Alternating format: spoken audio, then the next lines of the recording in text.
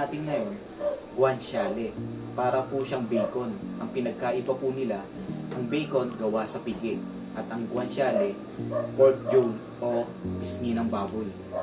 Umpisa na po natin. Ang unang gagawin po natin, gagawa po muna tayo ng dry rub o pamahid para meron tayong pang-coat sa ating gagawing guanciale.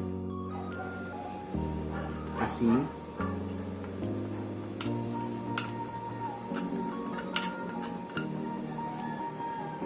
cracked pepper o paminta,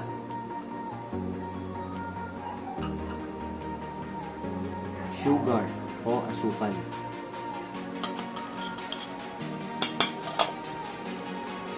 dry basil,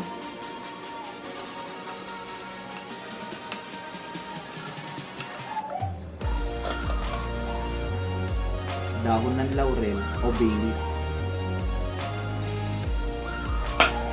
Dudurugin lang natin siya mga kaibigan.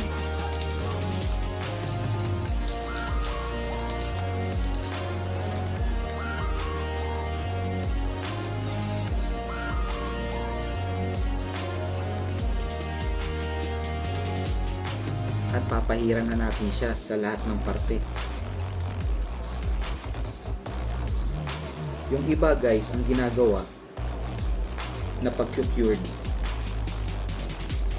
hindi na nila niluluto or nasa ref lang.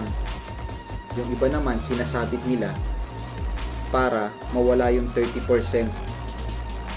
ng moisture niya. Medyo matagal-tagal na proseso yun guys, pero ang gagawin natin ngayon, meron tayong air fryer. Sasalang natin siya.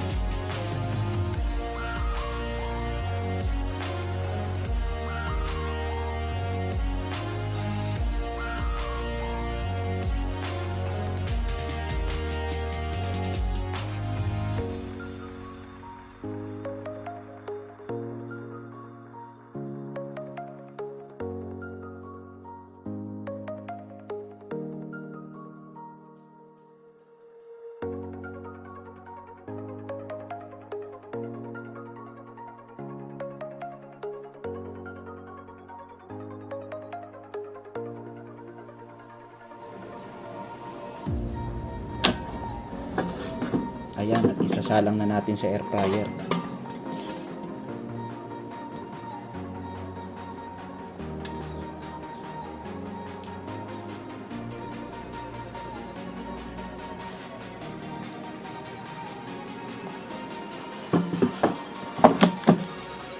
Susubukan muna natin sa 180 Celsius at 10 minutes kasi kailangan lang naman natin mag-reduce siya ng 30% moisture. So sana guys, magawa natin ito.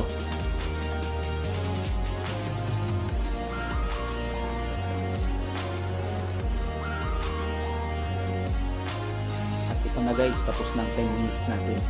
Babalik pa rin naman natin siya ngayon.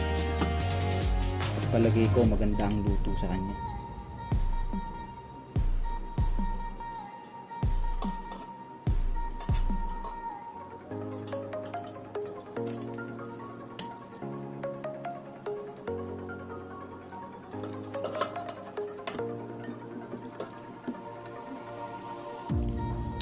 Isa lang ulit natin ng 10 minutes.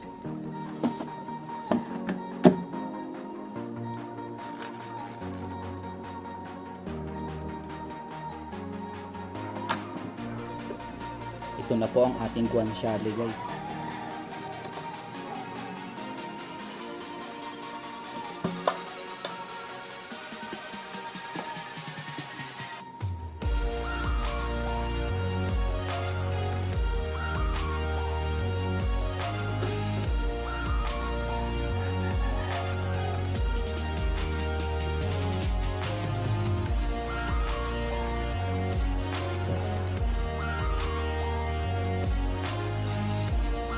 Iiwain naman natin ngayon siya guys.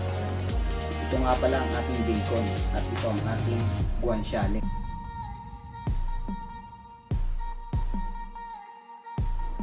Ito na siya guys. At abangan nyo po ang part 2 ng 2 Ways of Cooking Carbonara.